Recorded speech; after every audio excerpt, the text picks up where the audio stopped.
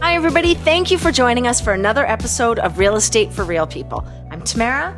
This is Shannon, and we are really excited. We've got a great guest today. We have a guest who should actually somehow have two hats on her head because she somehow is able to do these two things. So Renee Merrifield is a phenomenal woman. She is the CEO of a phenomenal company here, development company called Troika Developments, as well as being an MLA for the Okanagan-Mission. So welcome, Renee. We got so many things to talk about. Thank you guys for having me. And thanks for hosting this podcast. It's so necessary. Yep. Well, thank you. So before we started, you had said, Troika, you've been with Troika CEO of 22 years. And I think my jaw dropped. So can you explain 22 years you've been doing that? Well, you started it. This is your baby. That's right. That's amazing. Yeah. It was back in the 90s. There were no jobs. It was an NDP government. Oh, there's the two hats. NDP government, the economy was tanked. And I mean, for those of us that were around in the 90s, remember there were no jobs. And especially for, 7-month pregnant women, that was not a real enhancer to an interview process was walking in. So inevitably the question would come up, when are you due? Which, didn't really, give me a job very quickly. So I started working for developers as a consultant. What is that job worth? I'll do it. And, but as I started getting into the development industry, I saw a need for a difference, a different way, a different company, a company that was more about sustainability and all aspects of sustainability. Yes, environmental sustainability, but also economic sustainability. We needed jobs. We needed, sustenance within our community. We needed someone that was building for those that wanted to live, work, and play here, as well as really enhance how we could move forward as a community and as a society. And then the other aspects of sustainability, whether that's social or cultural, and looking at that holistically through values and a vision, and as Simon Sinek would say, the why of why we are here. So I built a business plan all around those aspects. And after a council presentation I made on behalf of another developer, I had a gentleman approach me and say, if you ever decide to go out on your own, let me know. And I was like, well, can we have coffee? Here's my 5-year business plan. And launched in the next year. So it was amazing. It was a fast trajectory, but having the right elements and really the right shift in government in 2000 to 2001, the BC Liberals took over, and again, those of us that were in our community all of a sudden saw a different energy, a different hope, a different economic generator that took place, and I just happened to be right at that beginning of the wave and surfed it all the way along. Amazing. Wow. So quick question is Troika, where did the name come from? Oh, well, it's a Slavic word. I'd say Russian, but I won't. But it's a Slavic word, and it's a team of horses pulling together.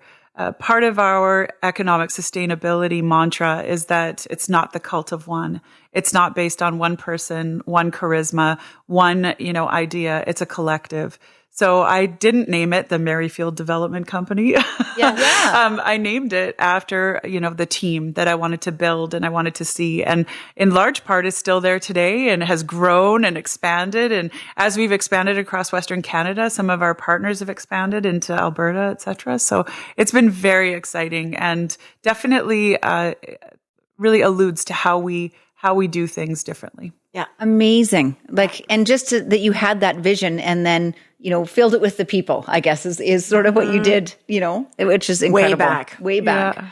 And you are involved in a lot of different developments here. You've got, so maybe you can talk about those actually before I go in and start talking about them. No. So we've got 13 active developments in either development or construction currently.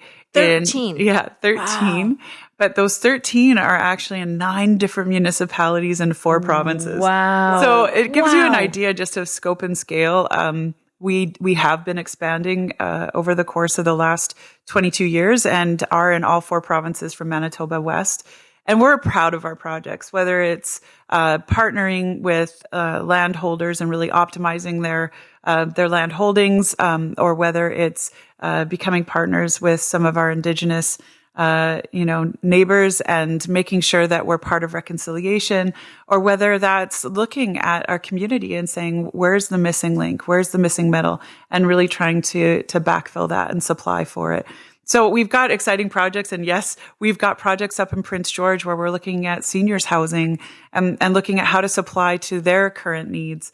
And in Merritt, we've got, our project in Regina, which has the most amount of affordable housing that we've ever created, but that exists in Regina as well in terms of their overall project size. So, wow. We're really proud of what we do, and it's always got that why. It's always got that little bit of an edge on moving our communities forward. It's so amazing. So I think we could do a whole other podcast on how do you balance, how do you be a mom, how do you it's incredible. So we'll save that whole conversation for another time. Yeah, and please, we should probably have my kids sitting here at that time, and they could give you a good idea. I've met your kids; they're great. So it's so that's your development hat that you wear, and you wear it well. And the expansion and growth. You've created a phenomenal company that really has a very reputable name. People seek out your projects, and you've got a great reputation. What led you into politics? Tell us about that. About 3 years ago, it might have been 4 years ago now. COVID kind of removed a couple years from my life.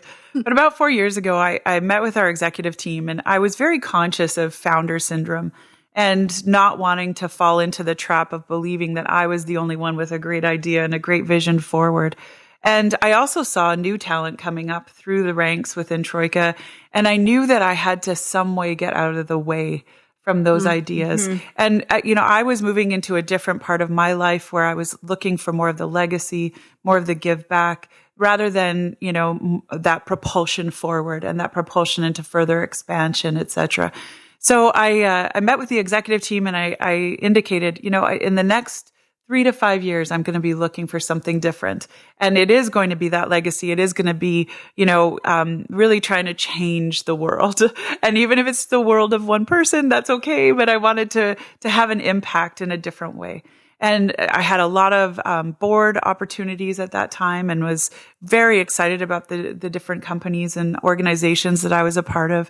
But I also was looking at two things. One was either doing my PhD and continuing on in the research. My research for my dissertation for my master's was on profitability and self-awareness in executives in Canada. So I had an opportunity to continue on in my research, and thought, well, maybe I'll do a PhD.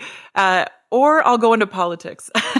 And those are two very juxtaposed. But for those of us in the housing industry, or those of us in any real industry, I've seen this move in politics over the course of the last couple decades, where it's become more and more bureaucratic and more layered effect of law and rules and regulations. And so I had some concerns and also wanted to be one of the ones that, I didn't want to just complain. I wanted to get out there and do something to make a difference. So good for you. Because it was one of those two things. Not an easy choice. To be honest, I can't imagine going into politics and facing all the criticism. And, we were talking about that a bit before we started recording, and just having the spotlight on you all the time, that isn't easy. For no real recognition when you're actually out there trying to make a difference and make the world better. Yeah.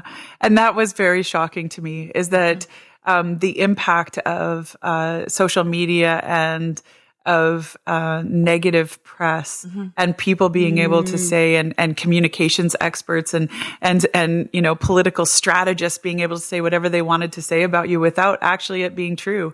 It was very eye-opening for me, and definitely had me shift some of what I did. But I made a decision. I don't want that to take away my voice. I would rather stand up proudly against that and say, that's not who I am. That's not what I'm about. And really have enough people know me and know my heart and know who I am to say, wait, that's not who she is. That's not what she's about. And it's doing things like this, like you getting to come out and share share some of what you're doing. Yeah, absolutely. And just like, standing on the corner, being rejected from, actually not rejected from my loan, back 20 years ago, but being told I had to have a male co-signer for my first loan. Wow. And I said, a male co-signer? What do you mean by a male co-signer? They said, well, like, I don't know, like your dad or maybe your husband. I'm like, are you kidding me? Like, is this a joke right now? But this no, was it wasn't a joke. 20 years ago. 20 years ago. And I walked out of the office all like, defiant and no, I'll make my own way. And it was one of the big 5 banks. I won't say which one, but down on the corner of Bernard and Alice. No, I'm just joking. Address is. But there I was standing there and just tears streaming down my face going, I just wanted to give up. I thought, I've done all this work. I've poured my blood, sweat, and tears, my credit cards, all my lines of credit, everything that I have or own or could own into this work and into this project. And in that moment, I thought, no, if I give up, every other woman who comes into those offices or those doors will be judged by me giving up, not by me moving forward. It's like there has to be a way. I have to do this, not just for me, but for everyone who comes behind. And so I went kitty corner to the credit union, Valley First, and I marched in there and I probably looked just a mess. And I still remember the commercial agent that I talked to. His name is Dwight Folk. And he's like, no, I think we could do that for you, as I laid out all my documentation. And, wow. 8 weeks later, Valley First funded it. And it was one of the reasons I decided to be a board member for First West, was because they gave me my very first loan and believed in me when the big 5 wouldn't. Wow. But, wow. Suffice to say, I fast forward to today, and I knew that just over the course of the last year and all the negativity that I walked into the ledge and it was like I had a bullseye on my back, and I'm like, why is it here? Like, I'm just, why is this bullseye here? And I realized, you know what? If I give in to the bullseye, if I silence myself because of that bullseye, I silence the voices of everyone who comes behind me. Wow. No, take the hits, change the trajectory, change how we move forward, change the culture of politics, and we can actually have a better future together. Mm-hmm. Wow. The ledge being the legislature. Oh, yes. Sorry. The Legislative Assembly. Is that a new restaurant? I was like, oh, interesting. Actually, that would be a good restaurant. Yeah. Something, okay? Okay, wow. That's our third idea. Exactly. Love it. Wow. I'm in. So let's talk about, a new thing that we've got in BC that I think is going to come across Canada is this holding period.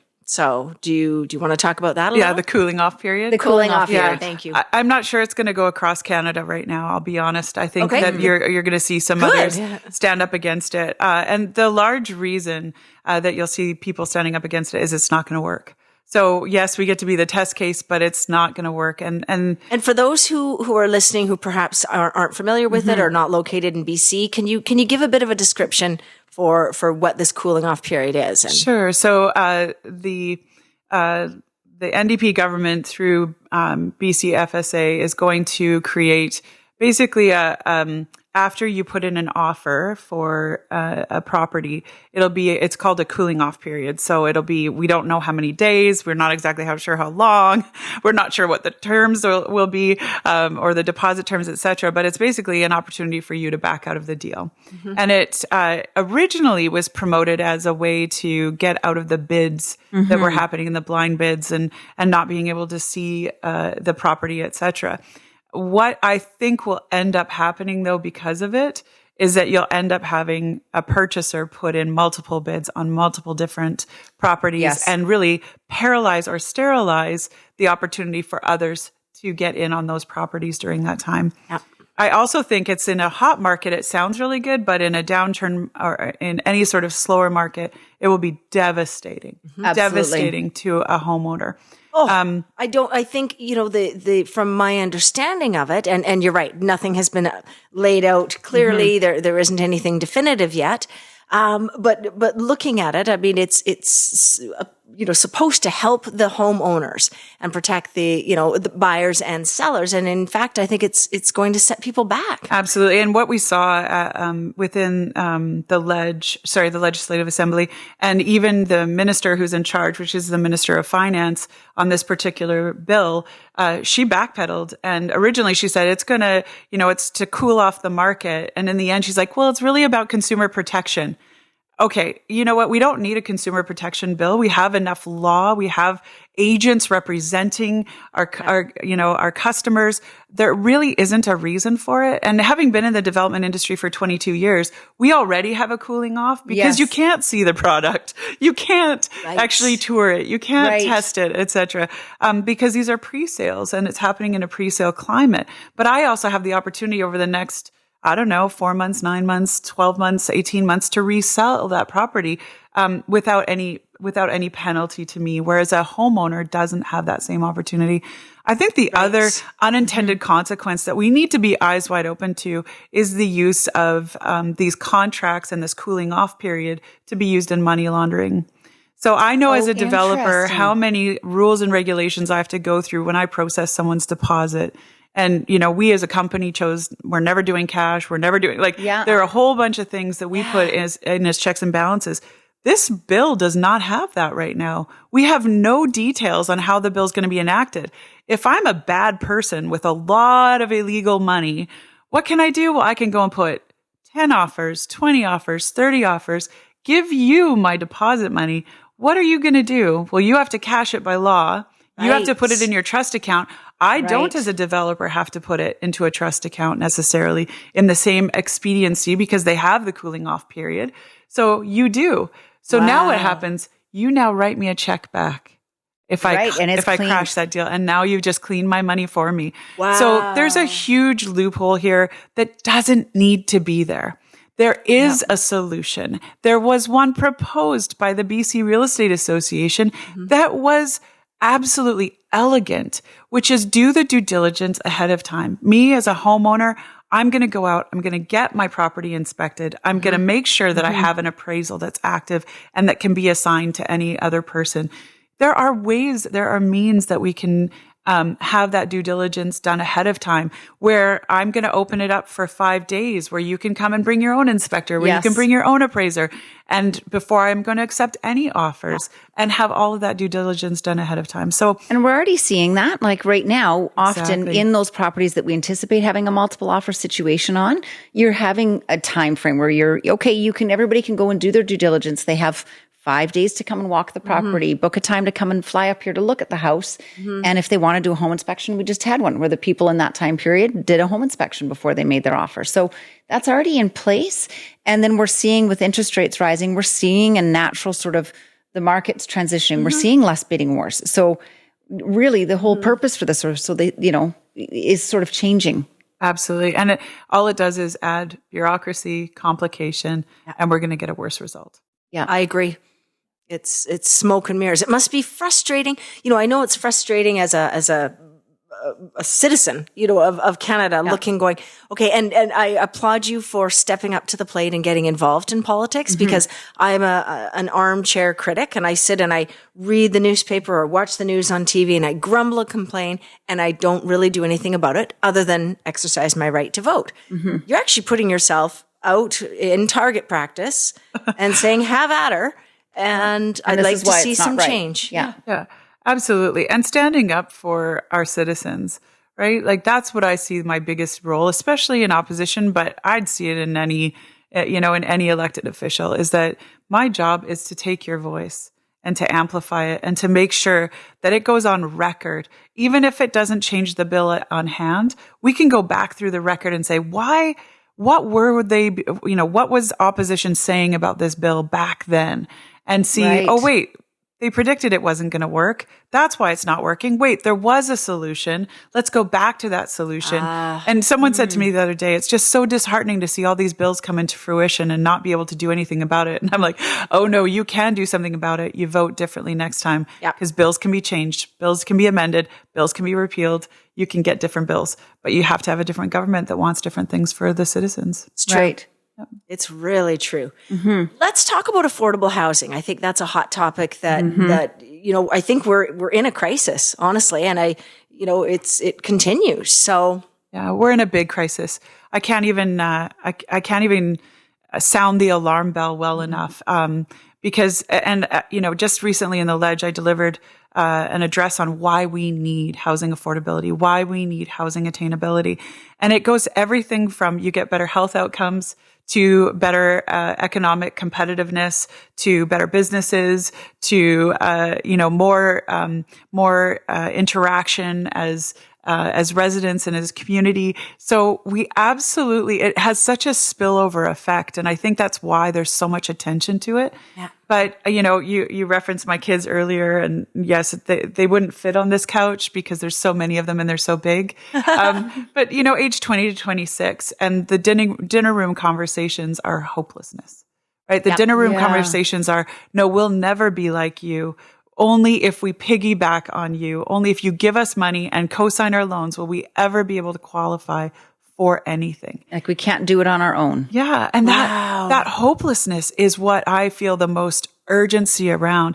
Just recently I had a 28-year-old physician reach out to me and say, I am carrying almost $700,000 of debt after getting out of my degree. And now you want me to pay $1.1 million to have an average, that's the average to get into any of these communities. And literally they couldn't qualify. They could not qualify. I've heard of this too. So it's not just about, and they were talking about going to the States and moving out of, that's what I know, moving out of the community. The brain drain that we are going to see is going to be enormous. So yes, I'm sounding the alarm bell, and it comes down to one thing. Yes, it's very much more complicated in terms of how government could affect it, but it comes down to supply. Yes. We have made the process so laborious.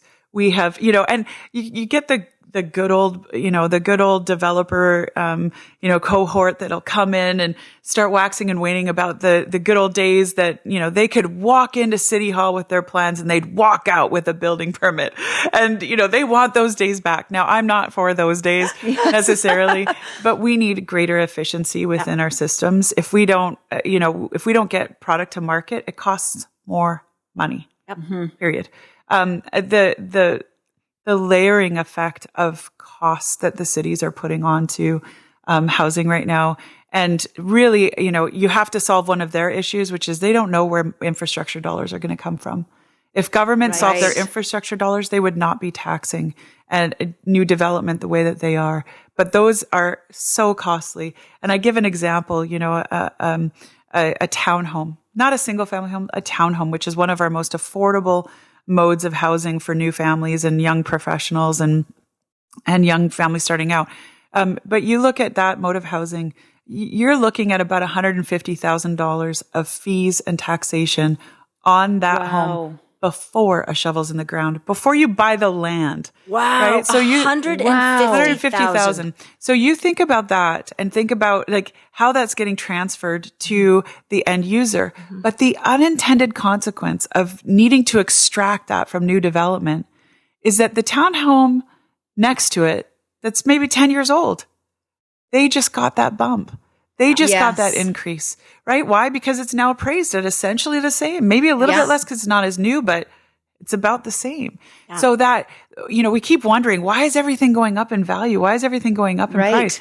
Well, because we're extracting so much from new development that as those prices go up, everything goes up. So we have to really understand why we can't just extract from new development and think that it's not going to have an impact. But the federal budget that just came out, now I'm not a Fed, so I can't change it, just for those of your listeners that want to reach out to me and ask me to change the federal budget. But the federal budget that came out about housing, they're talking a lot about trying to increase affordable housing, but doing so by building new houses. We don't need more competition. The market will take care of itself. We have enough developers, enough, contractors to take care of itself. What we need is for the feds to do what they do best, which is supply for labor, through immigration and through tactical immigration on what trades and what, skills we actually require as a society. And the second thing that we need are supply chains. we have, or manufacturing within our own borders. Yes. So I'm a big believer in both of those. And right now our supply chain has been so disrupted. Of course, we're going to see huge increases. And the feds can affect that more than anyone else can. Right. And so that's what we need them to focus on is either, reinvesting in our manufacturing sector and trying to get that really stimulated and supply to ourselves, or supply chain from other countries that we actually get some consistency in trade with, which we don't have right now. No. So those are things that the Fed should be looking after. The province should be really looking after. If we don't have enough supply, how do we incent the municipalities to get there? Yes. That's infrastructure dollars, and lots of infrastructure dollars that they can rely on in perpetuity. And I think with those two minor shifts, we would see a change. We would see an impact in affordable housing. But right now, the private sector is competing with BC Housing for land. Right. Yes. As soon as you have a government agency that can bid whatever they want to bid, you're not going to see land prices go down. You're not going to see the supply go up, and you're not going to see affordability actually get to where we need it to be. Wow. So it's certainly not something that's going to happen overnight. So your prediction on what we're going to see, do you have? I think interest rates are going to have a slowing effect. But again, the hope that we talked about, they're not going to have any more hope because now they're looking at even greater costs to get into the market. We're going to see probably more people hold on to their products or their homes. You're not going to see as much, shift or change in rehoming themselves. And in doing that, you're going to see prices continue to creep. And so even with interest rates going up, I don't know if it will have the dampening effect that we're looking for. And if they keep going up because of inflation, well, then we're going to have a mess on our hands. Absolutely. With people losing their homes, who had to, beg, borrow, and steal to get into that house and now are looking at a lack of affordability and what they can actually pay in interest. Wow. It's such a shame that the Canadian dream, everybody, when we talked about this earlier, Tamara, the white picket fence, and everybody had that dream. Certainly we all did in our generation as kids growing up. Well, of course we're going to own a house. And of course we're going to have a house with a white picket fence. We're going to have a yard. We're going to have, 2 kids or 2.5 or whatever the industry, the standard is out there. And that's gone. And it's such a shame that, so many people now grow up thinking, well, I will never own a house. Yeah. Well, and I think, it's interesting. I get a great email newsletter that comes every day, and it's the New York Times. And one of the articles, one of the links that I read was talking about the high incidence, particularly in Texas, in the U.S., with not drive-by shootings, by road rage. And instead of flipping somebody the middle finger and driving on, they're pulling out their gun and shooting them. And it's epidemic. It's horrible. It's going on. I mean, the shootings are up dramatically over the last year. And they didn't just report on that. They tried to go deeper and say, well, why is this happening? And there's a general sense of dissatisfaction, of unhappiness, of hopelessness. And, I sat here having coffee and chatting with my husband going, oh boy, I'm glad I don't live there. But it's there, could be here. I'm not saying we're going to start shooting at each other, but people need to have hope. People need to have the sense of accomplishment that you did when you went and got that loan, Renee, and started Troika and did it. My daughter, when she was young, I think her first sentence was "do by self," and Alexa mastered "do by self." And we all need to have that sense of "do by self." And if we're taking that away from people, what is that going to do to our future? Absolutely. And I think we need to look at, yes, it's not going to change overnight, but it can change if we do the right things and move things forward, right? It can change if we stop walking in the direction that we're walking in and walk in a different direction and towards, housing affordability.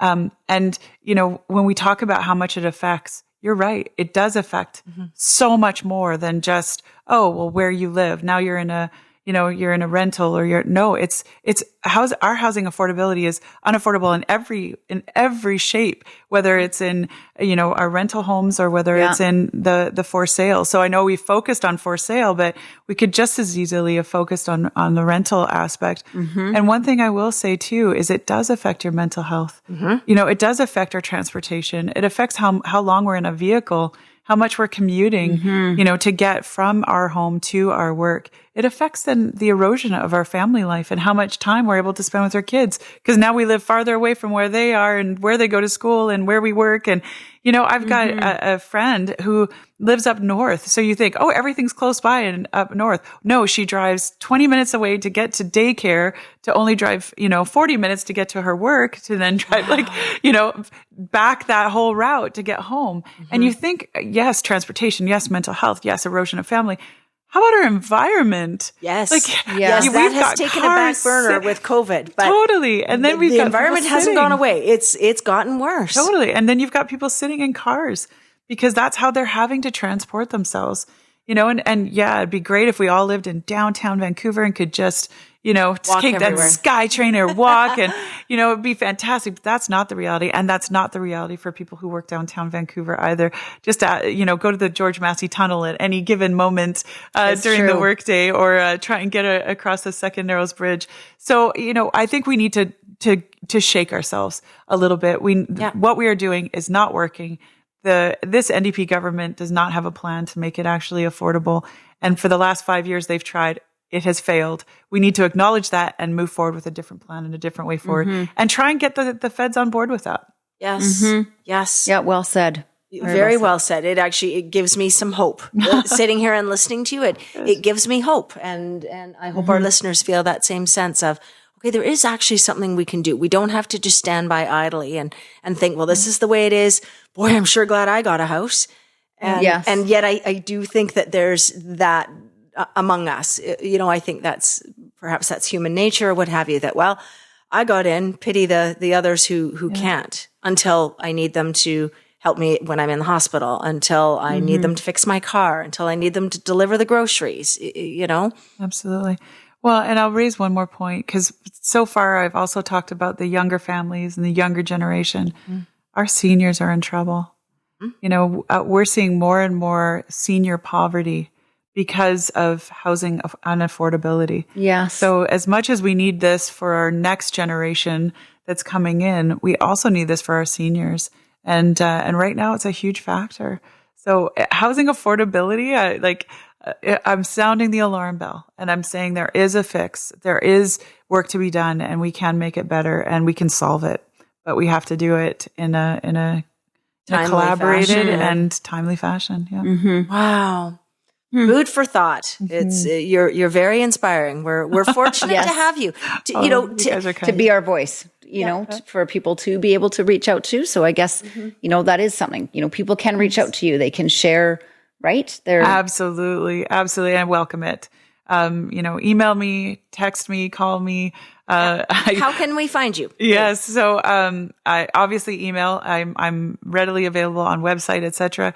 I'm also on all the social media channels, and it's me that answers you. So if you message me through Instagram or Facebook, it's me on the other end of that. So be gentle too. But I love hearing from people. I love meeting people. That is the voice. That is the voice that I'm carrying forward. So, and carrying into Victoria. So, love to hear it and love to be a part of it. Wow. Well, thank you. Thank you so much. So that's Renee Merrifield. If you can't find her, find us and we'll help you get to her. And one quick question before we close off. And so thank you. But wondering, one quick question. What are you reading right now? What is on your nightstand? Oh, great book. Simon Sinek, The Infinite Game. Oh. So it's his brand new book. And basically he says he's going from a perspective of winners and losers to a perspective of collaboration and vision and values and how everyone can move together. And not in everyone gets a participation award, but that everyone wins together and everyone keeps winning together. That. Oh, so what a great Infinite message. Game. It's all Infinite Game. Okay. Well, leadership and vision. Download that one. Yeah, for sure. Well, thank you again so much. And thanks to all of you for joining us today. We will see you next time. Real Estate for Real People.